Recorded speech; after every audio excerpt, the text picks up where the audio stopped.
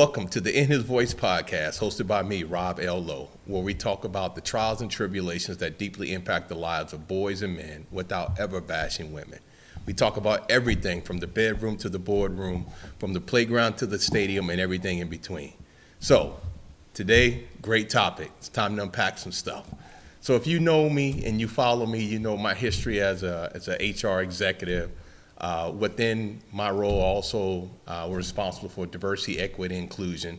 I don't consider myself a guru. I consider myself one who is very conscious and very insightful, but also passionate about making sure that the world that we live in, the jobs that we work in, are inclusive and create opportunities for people from all backgrounds.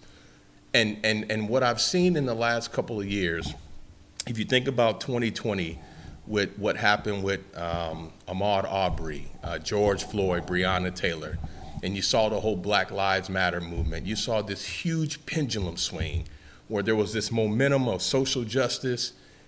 Some of that translated into policies and practices that happen in corporations and academic institutions. Well, here we are in 2023, 3 years later, and it seems like the pendulum has swung the other way in many cases. We don't know if that's just about fundamental belief change or is that about a backlash because the pendulum swung so far in the other direction.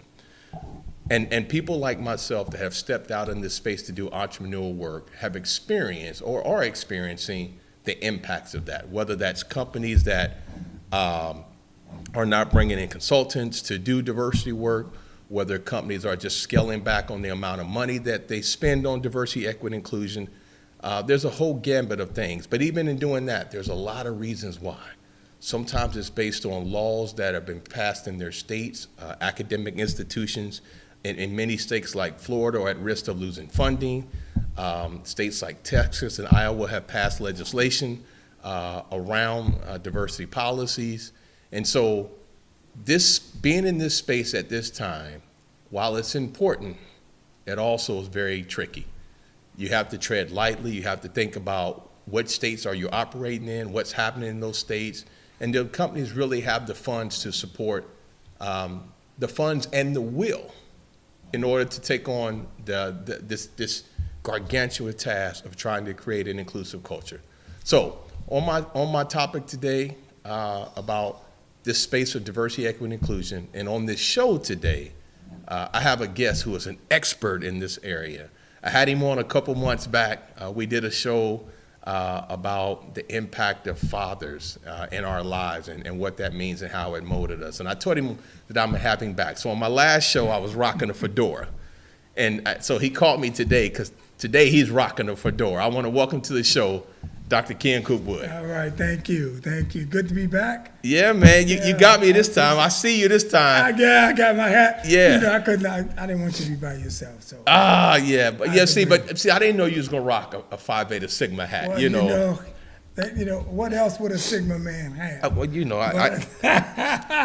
what? You got some gold up there. I just caught, right? So the last time I was here, you pulled these blue glasses up, right? And I was drinking water, and I was like, blue. He pulled those out again. Again, right. Well, I like to keep a certain standard of hospitality. For those who know I'm an alpha, but every time I see Ken, we go at it, and this is not only a good brother of Phi Beta Sigma. He was a mentor of mine, or is a mentor of mine, both in this space of diversity, equity, inclusion. But I've been knowing Ken since I was probably 21 years old, and he gave me some solid advice as a young man about school relationships, and then we reconnected, a couple years back in this space of diversity, equity, inclusion, and I found out he was doing some wonderful things. He asked me to be a guest speaker. I was able to support some of the things he was doing through my organizations. But here we are. I stepped out on faith and decided to become an entrepreneur and do motivational speaking, leadership retreats. Some of that is based around diversity, equity, inclusion. And I said, who better for me to have this conversation with than the man, the myth, the legend, Dr. Ken Coopwood. Ken, all right, so let's get into this, man. Okay. How long you been doing this? How long you been a consultant? Actually, since about 1996, I actually started consulting while I was doing full-time work. And a lot of people don't know this, but children were my first love. And I was doing diversity workshops for children. And what really got me splashed in terms of something that I thought I could do that had a revelational and evolutional impact on people is when I found myself in a room with all white females, ages 12 to 16, all of them pregnant by black men. Wow. Yeah. And they asking me why. Why would he get me pregnant and then, he's gone. Hold on. Dude.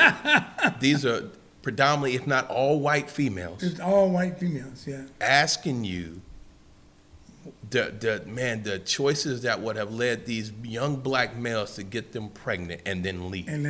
Yeah. So, just the fact, of course, I didn't have all the answers. Man! Okay. And of course, I didn't share the emotional impact that they had. It was really a really strong effort for me to empathize with what was going on with them and in their lives, and to help them process for themselves, because the first thing that comes with wanting to know about their situation is ownership of how they got in that situation, what they were doing as part of the relationship, that eventually got to a point where both people, or at least one of them, didn't want to continue with it anymore. But the point I was making is it was such a tremendous opportunity to impart whatever amount of wisdom I could to that situation and to give people in the audience an opportunity to talk with some civility to another black male. We weren't arguing, we weren't degrading each other. And of course I was older than the kids, but I was still in my early 20s. And so from there, I was able to say, hey, this may be something I might, poke around a little bit more about. And then I found myself in Fort Wayne a few years later, and I was still doing workshops, but I was playing ball at the local YMCA, and I heard people clapping. It was real noisy. And so I put the ball down and I went back in the room, and I saw this group of people, and they had the door open, and I'm thinking, why didn't they close the door? They having something personal. But it wasn't personal. It was a public, open forum for people who just wanted to know how to get along better, how to be a better part of their community. And that group, as I recall, it was mostly women, but maybe it was about 60-40. And it was a good number of gay men in there. And the leader was a white female with cerebral palsy. Wow. Yeah, and so I sat and I listened. And the part that gripped me the most was this exercise called speak outs. And speak outs is when you get up and you find a person who's been maybe not so readily participating throughout the day. Mm-hmm. And little that I know at the time is you time speak outs towards right after lunch, right when people have that, they've eaten, they come back, they don't have a lot of higher energy, and if you're bored or if you're emotional, they say that's a higher time to get emotions out of you. So the lady pulls a white male, and unbeknownst to me, he had shared a story earlier about something we talked about in our previous podcast about being a father. Wow. And he wanted custody of his children. And so she grabbed his hands, and she hadn't put his hands together like this. Yeah. And I didn't know why at first, but You'll find out shortly. Okay. So she put his hands here, and she grasps her hands around his. And she says, why do you think you should have your children? You know men can't be good parents. And if you don't have breasts and a vagina, you have no business with kids. And he says, that's not true. I love my kids, and I would do nothing to hurt them. Well, you're hurting them just by wanting them. They need to be with their mother, not with you. You know, and every time she spoke with him, she would push. He said, you're not really a good parent. You just don't want to pay child support. You're, something, she did. And finally, he pulled apart, and he took a swing at her like she was a 7-foot tall giant. And she was pretty agile. She ducked, and she got under his swing, and she grabbed a hold of him, and she hugged him, and he was just, don't take me away from my kids. I would never hurt my kids. And he was just wailing. And finally, he just broke down into tears, and he fell to the floor, and she went with him, and she just held on to him. She held on to him. Hold on. This was the trainer, the speaker? This was the trainer. And so she was trying to trigger that type of response? Yeah, and she brought, and it was intentionally antagonistic. And after he got out what he had to say, and that's really ultimately what the exercise was about, hence the name Speak Out. After he got out what he had to say, she gave him the floor. And she's like, tell the audience what you never want to be heard or said about single fathers. And he said, please don't tell a man he's not worthy to father his children. Please don't tell a man that he's not genetically predisposed to love and care for kids regardless of their gender. Those kind of things. Wow. Well, and it was so powerful. And to me, the parallel was like somebody giving their life over, to the Lord. It was just such a revelation. And they stood up for him, and they clapped for him about 3 minutes. Standing ovation. Wow. So I'm like, what a way to impact people's lives. And that's how I got my start at the diversity training. Really? Mm-hmm. And I went and got trained at the Coalition for Youth Services, and it was in Washington. And I took off from there. Okay, so I got to go back to the first story, and then I'll come back. You talked about the story, the group of young white women who had these experiences with black men. And in my book, that's out, I share about 4 or 5 stories of negative experiences I had with white women in professional settings, right? Just being a black man and experiencing that. And they were painful and frustrating. I also share stories of very positive experiences I had with some white women in my life. One who was my daughter's godmother, and some folks who really mentored and poured into me. But I've never, ever heard. I've never been privy, either in person or indirectly, a conversation where white women were truly vulnerable at the expense of black men. Yeah. Right? Justifiably. Yeah. Right? Because we know historically there's a lot of unjustifiable victims and trauma and what that led. But to hear that, man, that was powerful for me, man. That's really, really powerful. And then I'll know that, your path in higher ed, you work for a lot of universities. We talked about that on the last show. But it was only after this experience did you make a commitment to say, I'm really about to go down this path now. Yeah, and because I didn't realize what I was learning. Wow. I just know how it made me feel. And because of that feeling, I was like, I can help people this way. Because it wasn't about what policy I can push out in that moment. Yeah. It wasn't about what behavioral change I was advocating for. It was about listening and learning where people find themselves or Yeah. what state of being they become or they come to after this type of relationship or Yeah. after something happens. So when the utopia of the relationship is gone, when whatever excitement that relationship brought, Yeah. whether it was authentic or just infatuation, Yeah. you left with a baby, okay? And you left, in all those cases, with some parents who have to deal with your behavior, your decision to have sex, and other, there's Yeah. exponential impacts that happen, family, relations, etc. And some of those kids, as you might expect, had bigoted parents.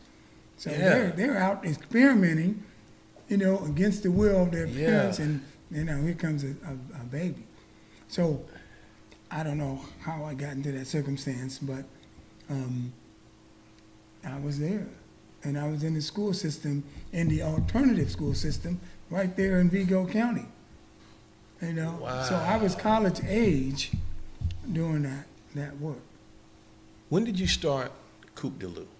And remind folks Yeah. about Coop de Lou, right? So Coop de Lou actually is the last name of my company in terms of name Okay. changes. Yeah. So I started out in actually 1996 Yeah. with a company called CPWD. And that's just my last name without the O's. Okay. And so that was Coopwood Progressive Workshops and Developments. Okay. And my mother named the company. So I was going to say Coopwood Professional Workshops, but she said progressive is more what you're trying to get people Yeah. to do. Yeah, You yeah. want them to progress from one stage of identity to the next. Yeah. So I stuck with that. And I had that name on paper and with the government up until actually 2017. It just wasn't active. Yeah. you Yeah. know, but I could still do work under there Uh-huh. and get paid under that name, but it just wasn't active.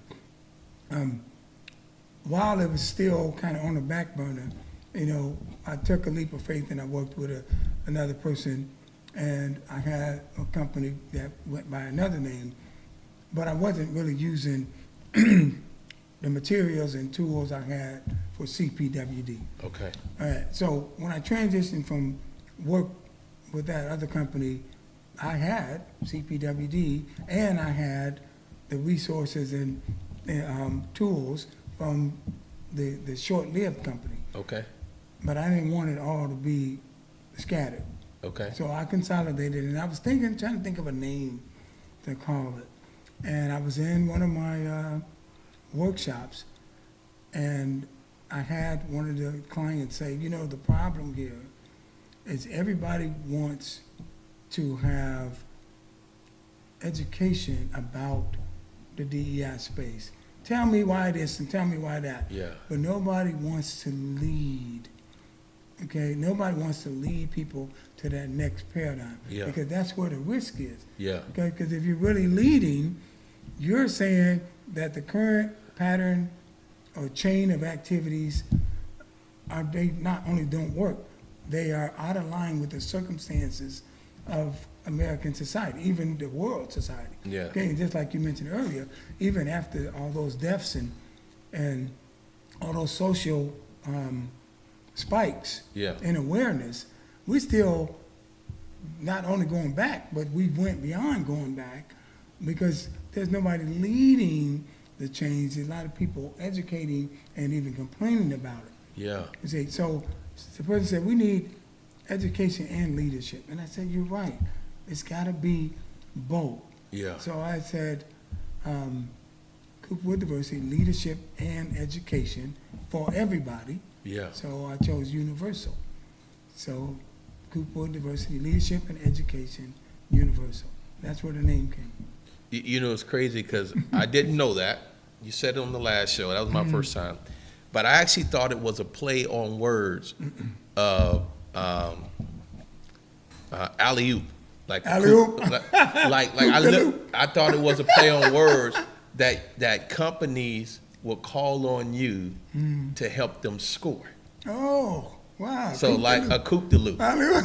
That's where I thought it came from. Wow. Yeah. So if you use that and you make money, I want royalties on that. But Okay, y'all put some- I literally thought that's where it came from. It was like people hire you because they need, instead of an alley oop, they need a coop de loop. Yeah. Right. Well, I did want to have a jingle, if Okay. you will, and I didn't think of that one, but you know, there's the children's song, Coop, Coop, Coop, diddle-oo, skip, skip, skip the mellow, you know, and I thought, and I almost didn't make the name because of that, but the last few years before I made the name change, the old company was Coop Lou, and it was another person. Yeah. And so the Lou was Lew. Okay.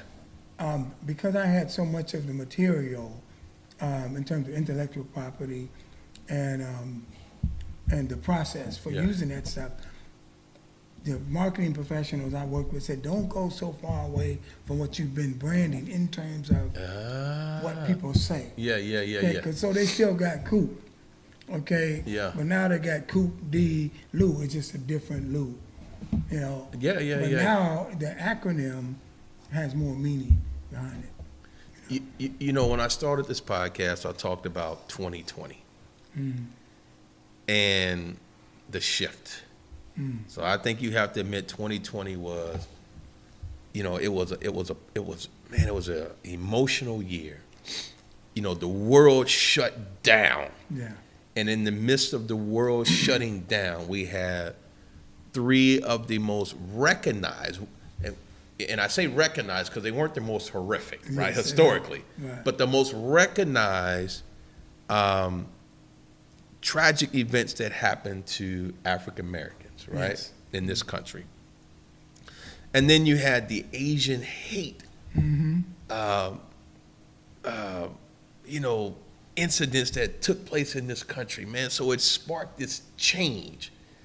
And what I felt is, at that time, the companies that I worked for, as well as other companies, no one wanted to be on the wrong side of history, No. right? and neither did political figures. They were like, look, behind doors, I may believe something different, but right now, this is what I'm saying. Exactly. Because if you can get the NFL to put Black Lives Matter at the back of an end zone, right?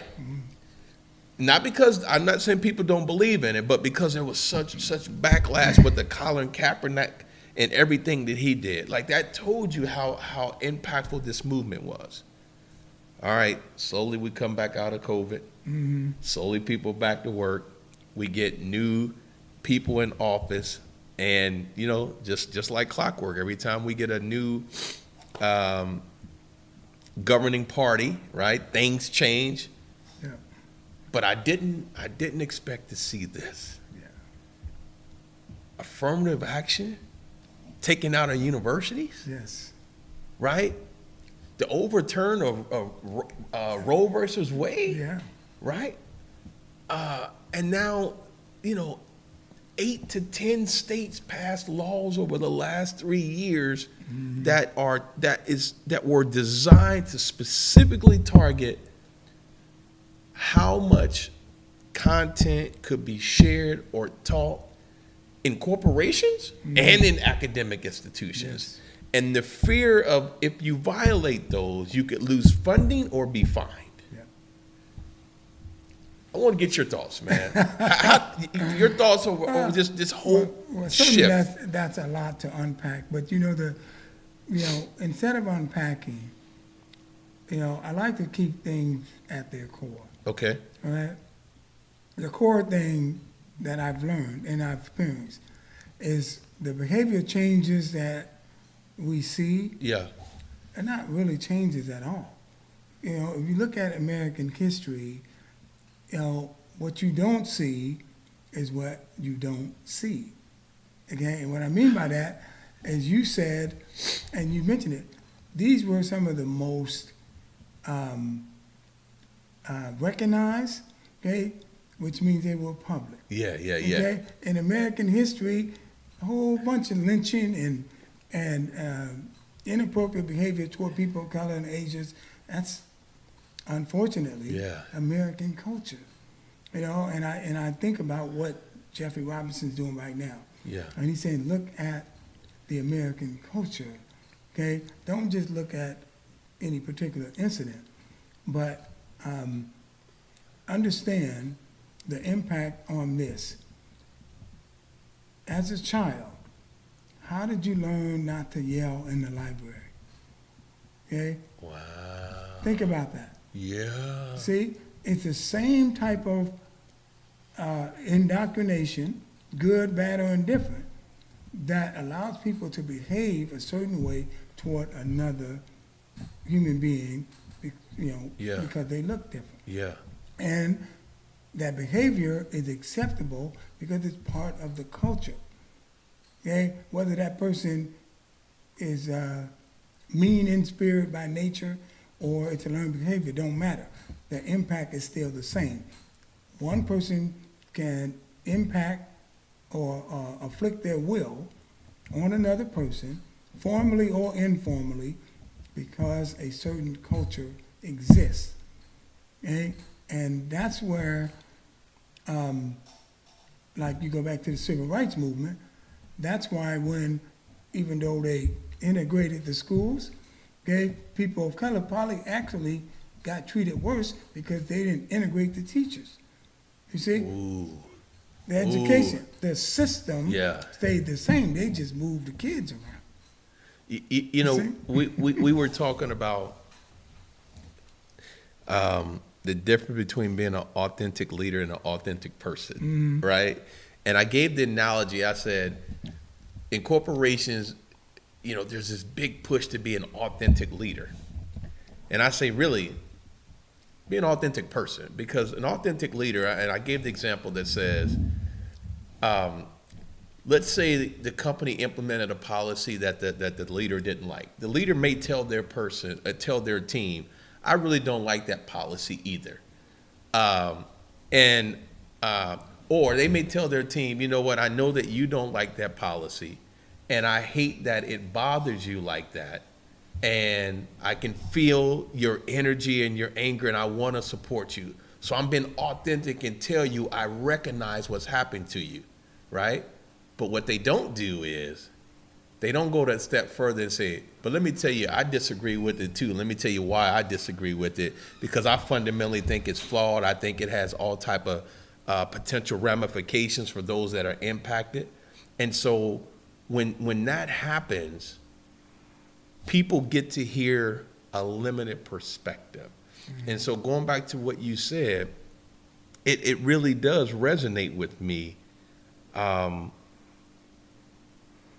that diversity, you know what, I'll say it this way.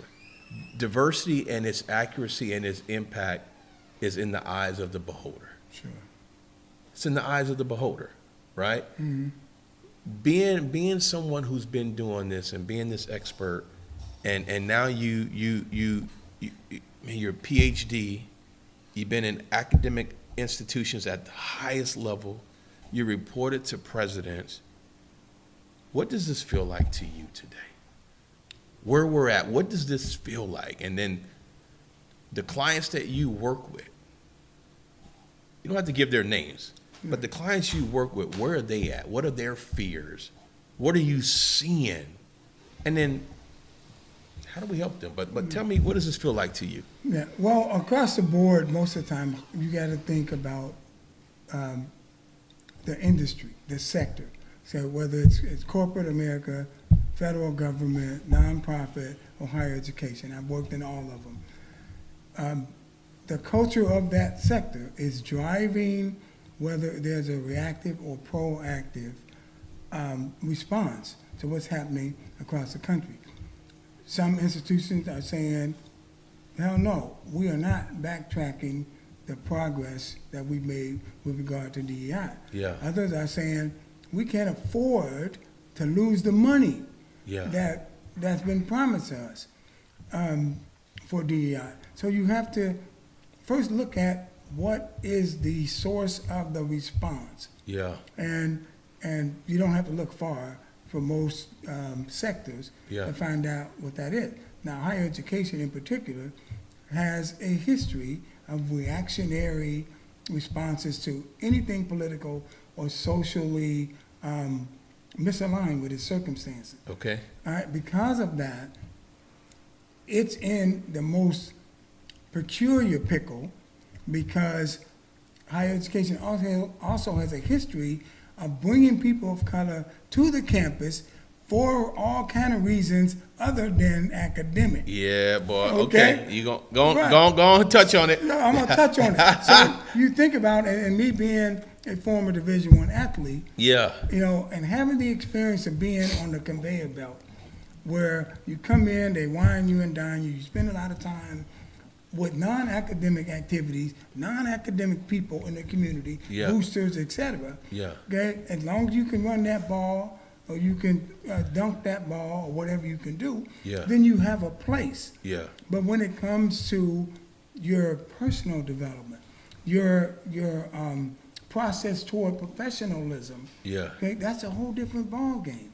And when you take places like, or states like Florida, what you have is laws that saying almost literally, if you play ball, we love you.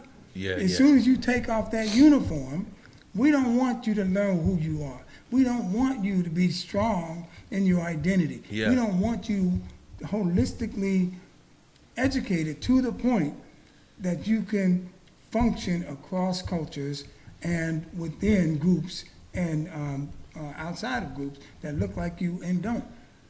See, instead they're saying, learn what we teach you, and that should be enough.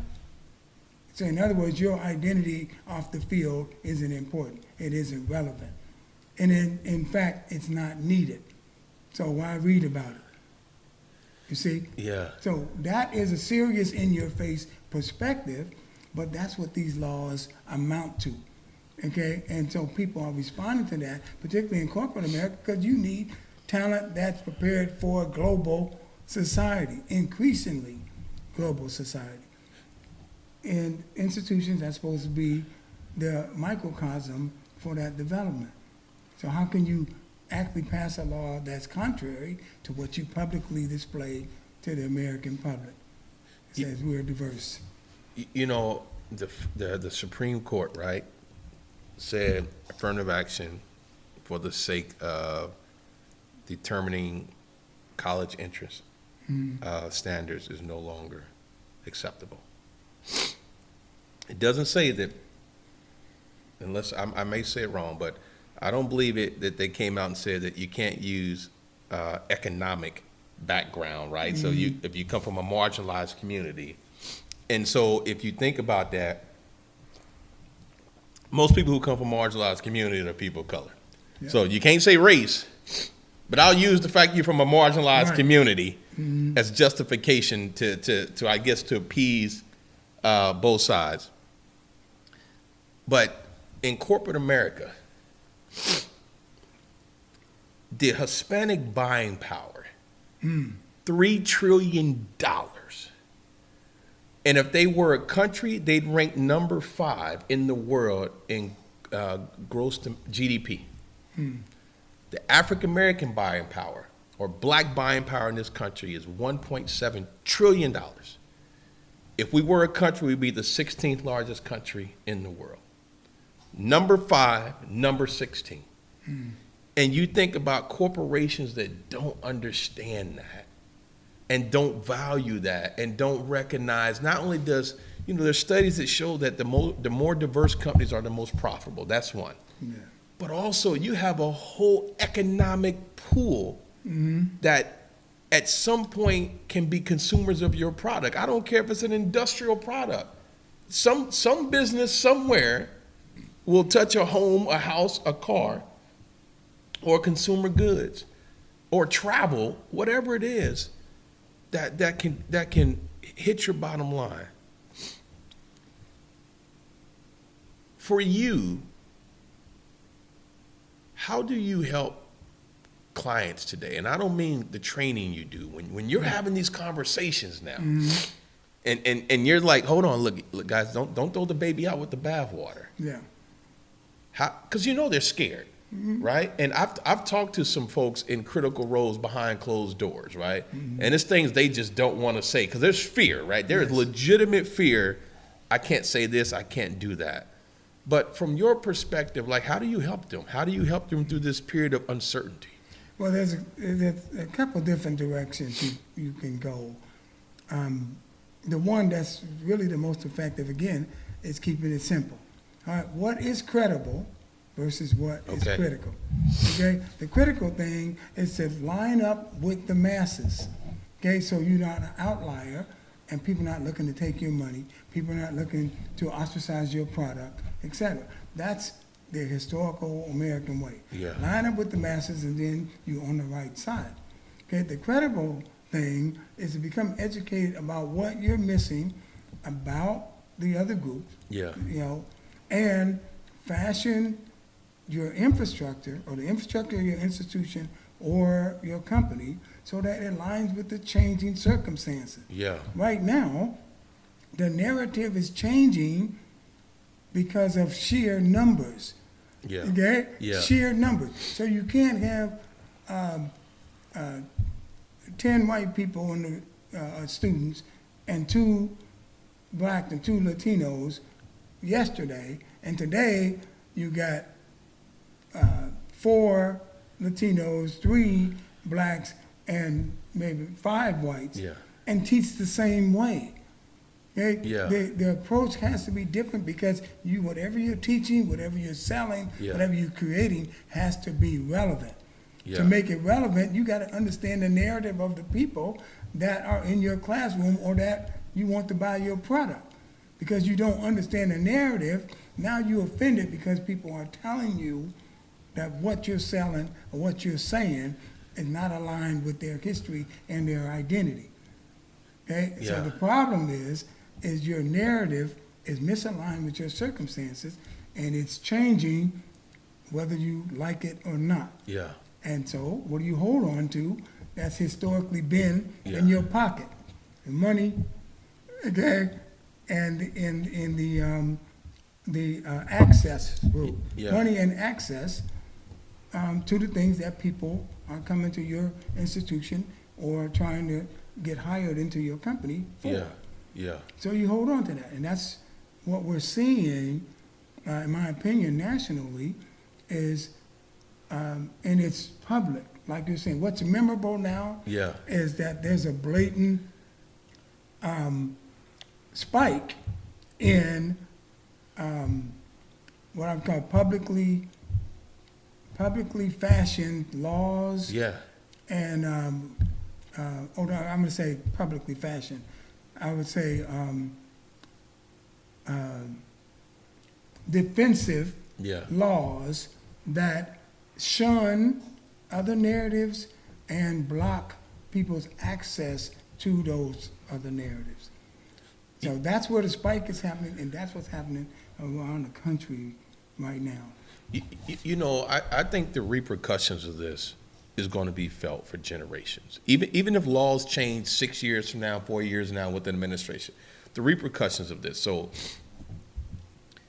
we talked about the economic buying power. We think about universities. University has an enrollment of 10,000 students, right? 27%, 25%. This is not one in particular, but there's a couple like this that I've done research. Enrollment as high as 20 to 25% black, or 36 to 40% people of color in general. But yet there are people of color who are in the faculty tenure role count to less than 5% of the staff. People of color are 30 to 40% of the student body, but tenured faculty make up less than 5% of the staff. It's the narrative. That's how the narrative changes. When you match the people who are responsible for molding the talent with the demographics of the people who are in the seat to get molded, then the narrative changes. That's a way to hold on, to say, we don't think this narrative is relevant, so we're not going to look for talent that can teach it. You know, I think, I may be wrong, my numbers, I think there are 7 black CEO of Fortune 500 companies, and I think 1 or 2 of them are female, right? Female, black females. When you think about black billionaires, we often think of Jay-Z, we think of Rihanna, right? We think of Oprah Winfrey, the most visible ones. But the gentleman, I think, is Robert Smith out of St. Louis, who owns a technology company, Yes. right? $5 billion, something like that net worth, right? We don't hear about that. No. We don't hear about that. Nope. And he's doing some great things. So, like, you know, Him and his brother. you don't hear about that. No. But society will say, but look what Jay-Z and Puffy did, right? I mean, look what Oprah did, and there's not a knock on any of them. Rihanna took their brand and made the most of it. But it conditions our kids to believe, like, I got to do that, right? I got to do that, but they don't know about Robert Smith in Missouri, who. Yeah. Well, again, the narrative is, who is your hero? Ooh. And it's been defined for us since they brought us over here. Okay? Since the first slaves arrived to this country, we've been told who to love, who to worship, and who to believe. You see? And though there's a real disconnect between how we got to this circumstance that I'm doing a webinar coming up, and it's called Examining Diversity Paradigms. Yeah. Okay, and there's significant events and activities in American history that caused the paradigm to shift, just like people of color went from the N-word to color to Negro to black to African American, right? Right, and who knows what people like to be called today. We got Latinos, we got Latinx, right? Yeah. And so each time something changes, the narrative changes, and those who want to control it find a way to conceal those who would be outliers, like our billionaire brother in Missouri. Now he's visible, but we have to go find him. Yeah, you're absolutely and right. bring him to the table and say, talk to these young people. Yeah. Like what's happening here in Charlotte with the 100 black men. Yeah. Okay? We're bringing him here, right, to talk with the young people. But he should be just as visible as Jay-Z and Beyonce. Right. He should be just as visible because he and his brother made that company. Yeah. You see? But the narrative is, if we let too many people know that it's possible to have or to amass that kind of wealth from hard work and navigating the system that was created against their prosperity, then how many others are we going to have to deal with? It's interesting. You know, Bob Johnson, everybody know Bob Johnson created BET, right? Made all that money, sold it to Viacom. But I almost think that he became more famous for his divorce settlement with his wife, that she got like $700 million right afterwards, right? And it was a big deal, like Kanye West, right? As controversial as he is, right? All the stuff that he did, the moment he did something they didn't like, right? Stripped it. Yeah. And when I say they, I mean just the masses, right? I'm not talking about one particular gender. I'm talking about the masses who drive the economic engine, right? To say, if I lose money, whether I'm white or black, it's capitalism. They couldn't wait to say he's no longer a billionaire. As a matter of fact, literally the next day, he was a billionaire, and then they said definitively, they print he's worth $400 million. I'm like, that quick? You've already assessed his wealth that quick? And then 2 days later, Puffy was a billionaire. So we took one off the list, and Puffy was like $980 million the day before, but he made $20 million overnight, became the next billionaire. If that's not controlling a narrative. Exactly. And that's the message, that somebody, regardless of how much wealth is amassed, somebody's controlling that person's wealth. Somebody's controlling the degree to which they have access to more or less wealth. And that is the message. That's the narrative. So the idea behind everything nationally, and you said it earlier, if you don't comply, we take. Yeah. And Yeah. see, and that's the thing. You take the whole state of Wisconsin. I mean, you have a legislator saying for the entire Wisconsin system, and we're talking 25 plus campuses, you don't get another quarter if you don't get rid of all your DEI programs and the people responsible for their implementation. Wow. The whole state. Yeah, and you can have one person who don't look like you or me Yeah. to get up and say this is the right thing to do. And people are shaking in their boots. The whole state The whole says state. anytime you do anything, No, he said, no, ain't no anytime you do it. It's if you have done it. Okay, so you're already guilty if you've done it in the past. And then you're the target. You're the target for elimination because that money needs to go to more mainstream academics. Yeah. And the belief of what is the ideal America, not the multicultural America. You know, in Florida, again, I'm not a political strategist. In Florida, you know, I think the blanket sweep was a backlash, right? Definitely because of George Floyd and all these other things. But it started out that you couldn't teach Black history. Yes. But then there was a backlash. Well, hold on, but we teach German history. We teach Latin history. We teach history. So you're going to single out Black history? Yes. Right? So then it was like, okay, nah, we're not teaching nothing. No, exactly. We're not teaching nothing. Anything that aligns with, you know, teaching historical context of how people of color, regardless of what color they are, were treated in this country, we're not going to do it. Right. You know, I didn't know this. You're from Indiana. Yes. I'm from Indiana. We graduated Indiana State University, right? Mm-hmm. Bro, in undergrad and grad school, I did not know that 3 Tuskegee Airmen went to Indiana State University. Well, that's new to me. 3, right? Hold on. Over 30 in the state. No. One of the most famous ones from Gary, Indiana. Wow. Quentin P. Smith. Another person who graduated from Indiana State University, her name is Willa Beatrice Brown. Willa Beatrice Brown was the first Black woman to have a commercial pilot's license, a private pilot's license, an aviation mechanic's license, and the first Black woman to run from Congress. Went to Indiana State University. No. Now, how's that for narrative? Man, control? come on. And then on top of that, she went and taught at Gary Roosevelt High School. Oh my goodness. And then she went to Chicago and married a guy by the name of Coffee Brown, or Coffee, who started a flight school, and then their students end up eventually going to Tuskegee. So now we have 4 people from Indiana State University that have ties to Tuskegee at some point.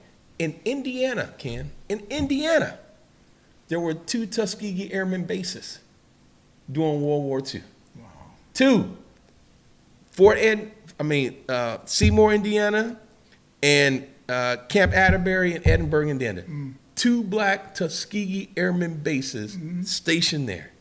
When you think about that, you gotta ask, what is the purpose for extracting that type of information? What does it serve? Okay, and the answer is simply you control, as Carter G. Woodson says, you control how people think about themselves. Yeah. Okay, you don't have to worry how they're going to behave or what they're going to do. They're going to stay in a certain place. Yeah. They're going to believe they should live in a certain area. Yeah. And that they should be only able to do certain things. Yeah. And that's why the narrative is, if you are a person of color who happens to be successful or a billionaire, your reward is you get to leave out of that status of regular Black folks or Hispanic folks or whatever it is. Okay? But the opposite is when there's Eurocentric success, that you get to build a hedge around the area in which you were successful. Okay? And that's a historical narrative. Get out if only the better one of us gets out. Yeah. Okay, and then they pick those as our heroes and sheroes. You know, that's why people think King was the greatest engineer ever was, and they think he was also the greatest pilot and that's all they know. Right. And he wasn't in it, but that's all that's taught. Because they said this was your hero, and what he did applies to everything you could ever be. You know, speaking of those pilots, I got to give a plug to my last employer, like Republic Airways, because when I was there, man, I was fortunate. I was fortunate enough that I had the latitude to go out and try to make a difference in that particular industry, right?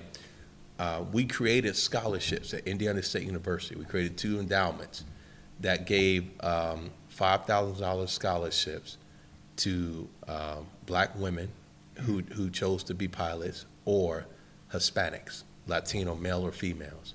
And the scholarship was named after Willow Brown. The other was named after a Dominican Tuskegee pilot, who was stationed in Indiana. He was the first, if not the only, but he was the first Hispanic pilot, Tuskegee Airman, that died as a Tuskegee Airman. During training in 1943-44 over the Ohio River, his plane crashed. They were doing a training exercise, but no one taught us that, kid. No one taught us that. No. It's not part of the narrative. It hasn't been declared as relevant to the development of the student body, which historically was predominantly white. As it changes, again, what I said earlier, the narrative has to change because, one, there's 2 dynamics. One, the numbers change, but 2, the teacher-student relationship, the dynamics of that will naturally change as well. And, this is where, Malcolm said the chickens will come home to roost. Okay? Well, what's coming home to roost is the scientific and proven theory, and not theory, it's a fact. People learn from people that they like, that they have better relationships with. You see, and if you have a misalignment between people who either don't know the narrative or don't have the skills to relate to the narrative, then you're going to have more hostile discourse in the classroom. Okay? That's why the narrative changes so, the instructional base changes so slowly. You see, because people don't want to be bothered with the need to adjust that curriculum. Do you think the path that we're headed down, we can course correct in the next 3 to 4 years? I mean, the repercussions you're going to feel for years, right? Because you're going to have less people who don't go to college for whatever reason, like the gig economy, but people's experiences. This generation, this millennial generation, ain't having it. No. Right? Them jokers like, Gen Xers like us and baby boomers, and they was like, look, stand your ground, but you need that job. Millennials like, no, I make money on YouTube. I ain't having it. And so I think the short answer is no, because the change of power and the hands that can reach into the deeper pockets, it's still going to be majority white male. But the true power right now, I think, rests more with the student body, and doing just what you said, deciding that maybe college ain't for me, or like, in fact, I was just with a group Saturday, and with the 100 black men, and we were talking about what to do with the black males that are 18 to 24 that didn't choose college. Well, the trades are really booming right now. HVAC and other electricity and things like that. You can make a mint based on the housing boom if you can do electricity, construction, those types of things. Couple years in college and you're making 6 figures, okay? Plus what's happening out on the internet and those types of things. So the point is, the value historically of college has significantly decreased. Okay, and the quality of education has significantly decreased because of the disconnect between the instruction and the instructed. There you go. So people are holding on to what they know as their narrative. And that's where the issue is. You know, before we get out of here, because this has been a really good discussion, I think this will be a 10-part series if we keep it. Before we get out of here, what's been the biggest aha moment that you've had in your career when you took on this monumental task in order to drive DEI in organizations? What's been your biggest aha moment? The language of inclusion is the everyday language. The language of inclusion is the everyday language. And we fail to realize that because it's pleasant. It's a let's get along, kumbaya type of language. It's be a good team player. Yeah. It's let's deal with the issues that are in your purview. Stay in your lane, you know. And all those things I just said sound noble in terms of a person going to college for however many years and getting a degree for a specific discipline or line of work and staying in there. Okay? But people are multifaceted, just like the workplace is. And to go into any place and say, to be successful, I must only be concerned with what's in my lane. Okay? Also said that you must be blind to the whole rest of the workplace. Yeah. Okay? Yeah. Which is probably 98% other than what you was hired for. You see, so you got to think about that and how profound it is when a person, like you take the DEI space, well, it's before, you know, it's not nearly as popular as it was just 10 years ago, but you got people saying anybody can do that. Anybody can do that work. Man. Anybody can do that. Okay? Because the narrative is all you need is a good heart and care for people. You see? And it's nothing, you know, further from the truth in higher education. But because that's been the narrative pushed, then it's easy for people to say, well, you know, I like, you know, black people or, you know, Latino people, but that's not my pay grade. That's above my pay grade. And no, I don't like the way they're being treated, but I'm not supposed to do anything about that. I wasn't hired to be concerned with that. You see? I call that sideline leadership, man. Yeah, it's sideline. And, you know, but it's true. But people get paid and rewarded. Yeah. They get, the reward system encourages inactivity. It encourages silence, the greatest enemy against DEI there is. Man, dude, we can go. But I that last title, sideline leadership, I think I need to go coin that. And there's a whole series we can do on that, right? Okay. We talked about so much, man. Well, listen,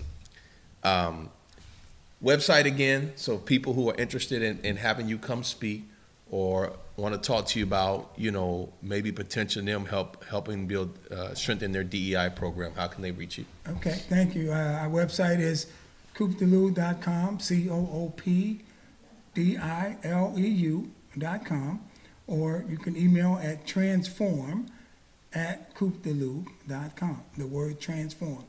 All right. Okay. You heard that? You'll see it on the bottom of the screen. Dr. Kenneth Coopwood, my brother, my mentor. As always, man, I'm always grateful, dude. I'm always blessed to be in your presence. So much you have poured into me over the years, and dude, I'll come back next year and do another podcast. I'd love to. All right. Thank you for tuning into this week's episode of the In His Voice podcast. We'll see you next time. Take care.